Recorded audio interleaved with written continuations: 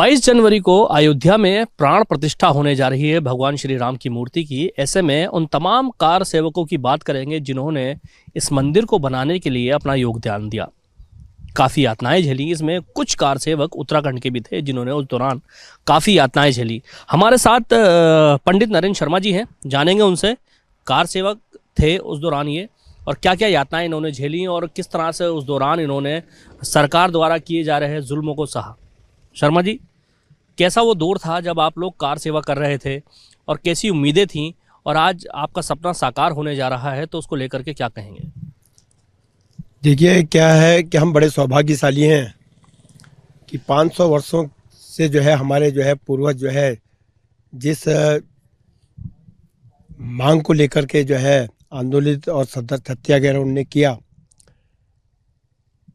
उस उद्देश्य को लेकर के जो है वो उद्देश्य हमारा जो है आने वाली 22 तारीख को पूरा हो रहा है। ये हमारे लिए बड़ा सौभाग्य का विषय है। 1990 में जब कार सेवा प्रारंभ हुई तो एक बहुत बड़ा उत्साह था हमारा, और रामलला हम आएंगे, मंदिर वहीं बनाएंगे के नारे के तहत एक सत्याग्रह पूरे देश के अंदर चला। और हमारे माता पिता ने हम दोनों भाइयों को, मेरे बड़े भाई धीरेन्द्र शर्मा जी को और मुझे, तिलक लगाकर कार सेवा के लिए जो है भेजा। और हमारा एक जत्था जो है कार सेवा के लिए जब रवाना हुआ तो किच्छा और बहेड़ी इधर इसके बीच में हमें जो है वहाँ पर उतार लिया गया पुलिस द्वारा। और वहाँ उतारने के बाद जो है उन्होंने जो है हमको उतार कर जो है फिर सीधे हल्द्वानी को भेज दिया। हल्द्वानी भेजने के बाद भी हम फिर पुनः हम जो है हमको ये कह करके लाया गया कि वहीं से तुमको वहाँ भेज दिया जाएगा अयोध्या। हम छोटे छोटे उस समय जो है 20-22 साल के थे, युवा थे हम। और वहाँ ला करके जो है जब गांधी स्कूल पे हमको उतारा गया तो देखा तो वहाँ तो जो है गाड़ियाँ भी नहीं थी उस समय। लेकिन फिर उसके बाद वो हमको HN स्कूल में ले गए और वहाँ से जो है उन्होंने हमसे ये कहा कि अभी थोड़ी देर में हो सकता है हम तुम्हें जो है अयोध्या भेज देंगे। ये कह करके हमको प्रयास कर रहे थे हमको रोकने का वो। लेकिन इतने में ही जो है उन्होंने जो है वहाँ से हमको जो है सीधे वहाँ से जो है अल्मोड़ा जेल को ले तैयार कर दिया। बहुत धक्का मुक्की हुई हमारी जो है उस समय के तत्कालीन प्रशासन से। रात के 8 या 9-10 बजे करीब जो है 10-11 बजे करीब हम जो है वहाँ गर्म पानी में पहुँचे। बड़ी भूख भी लग गई थी, सब कुछ थी, लेकिन मन में उत्साह बहुत था, इसलिए भूख को भी जो है नजरअंदाज किया गया। और उसके बाद रात के जो है 1 बजे जो है हमको खाली अल्मोड़ा जेल पर ले जाया गया। तो वहाँ तो जगह थी नहीं। वहाँ जब जगह, वहाँ की जेल जब फुल हो चुकी तो फिर हमको जो है मचखाली ले जाया गया। वहाँ देखा तो वहाँ की भी अस्थाई जेल फुल हो गई थी। उसके बाद हॉलबाग ले जाया गया। तो सारे रात भर यही चलते रहा, सारी रात नहीं सो पाए हम सब लोग। और हर समय जहन में एक ही था, रामलला हम आएंगे, मंदिर वहीं बनाएंगे, कि इसी नारे के तहत हम जो है अपना संपूर्ण समय हमने व्यतीत किया। सुबह के समय जो है फिर हमको वहाँ से आगे बागेश्वर जेल बनाई थी, वहाँ बागेश्वर जेल एक बनाई गई और वहाँ के डिग्री कॉलेज को जेल के रूप में जो है अस्थायी जेल के रूप में जो है तत्कालीन प्रशासन ने बनाया था उसको। तो सब हम लोग वहाँ पहुँच गए। वहाँ पहुँचे तो जो है 1 दिन कटा, 2 दिन कटा, 3 दिन 4 दिन कटे। तो लेकिन वहाँ क्या हुआ कि जहाँ रोज़ सुबह शाम हर समय धक्का मुक्की प्रशासन से होती थी, बाहर जेल से भागने की का प्रयास करते थे कि हम अयोध्या जाएंगे, लेकिन प्रशासन जो है हमको जो है कामयाब नहीं होने देता था। इस बीच में क्या था, वहाँ कुछ व्यवस्थाएं ऐसी थी, जानबूझकर कच्चा भोजन खिलाया जाने लगा हमारे कार सेवकों को। हम बार बार कहते थे कि हम स्वयं सेवक होकर के हम खुद भोजन बना लेंगे, लेकिन इस बात को भी हमारी स्वीकार नहीं किया, आग्रह को स्वीकार नहीं किया जाता था। जानबूझकर कच्ची रोटी देना, दाल कच्ची देना, और कहते हैं चावल कच्चे देना। ये जब हमको भोजन परोसा गया तो हमारे कई स्वयंसेवक जो है बीमार पड़ने लग गए। तो जब स्वयंसेवक हमारे बीमार पड़ने लग गए तो हमने कहा यार कि कैसे होगा, ये तो जो है स्वयंसेवक बीमार हो जाएंगे, जो है तो कार सेवक हमारे सब बीमार हो जाएंगे, तो ये तो गड़बड़ हो जाएगा।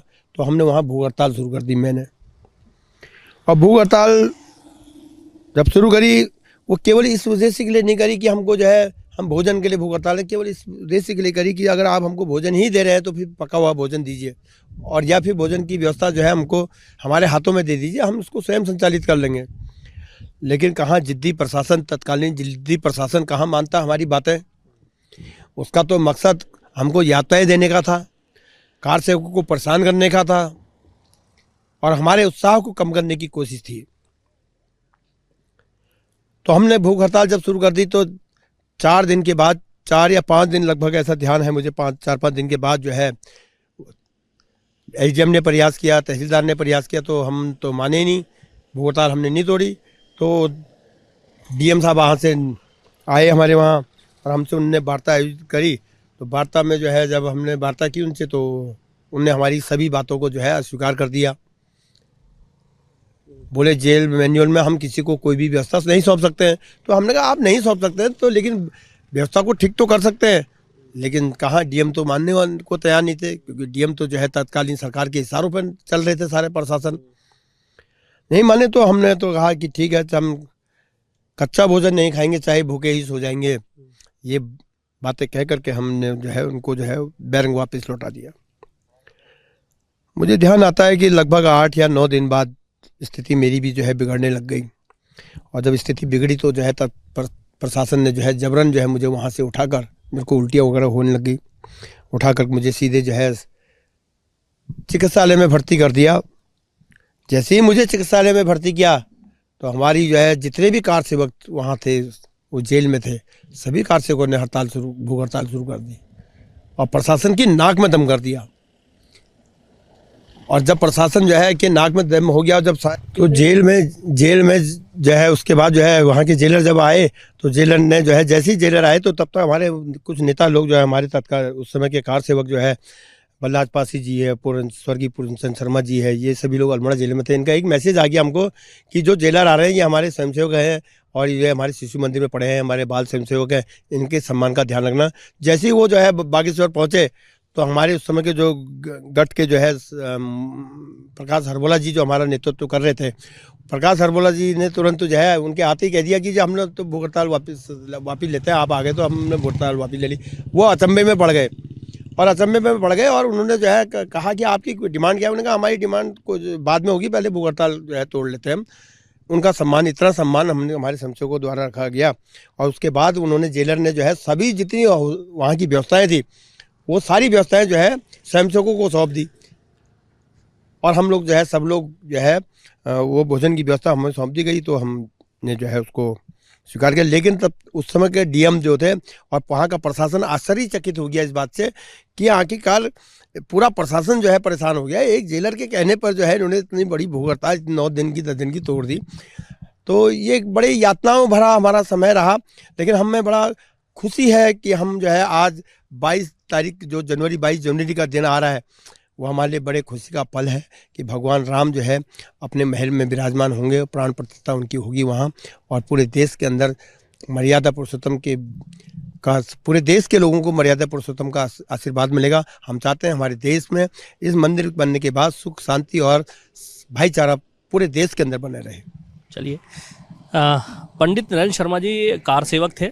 उस दौरान इन्होंने काफ़ी यातनाएं झेली। इनके साथ लगभग 30 से 40 और कार सेवक थे जो लगभग 23 दिन तक बागेश्वर, लोगों का ग्रुप था, लगभग 136 लोगों का ग्रुप था, जो कि उस दौरान बागेश्वर के अंदर जो एक स्थायी जेल बनाई गई थी, अस्थायी जेल में बंद रहे। लगभग 23 दिन तक इन लोगों ने वहाँ पर अपना समय गुजारा, जिसके बाद प्रशासन ने इनको मुचुल्कों पर छोड़ दिया।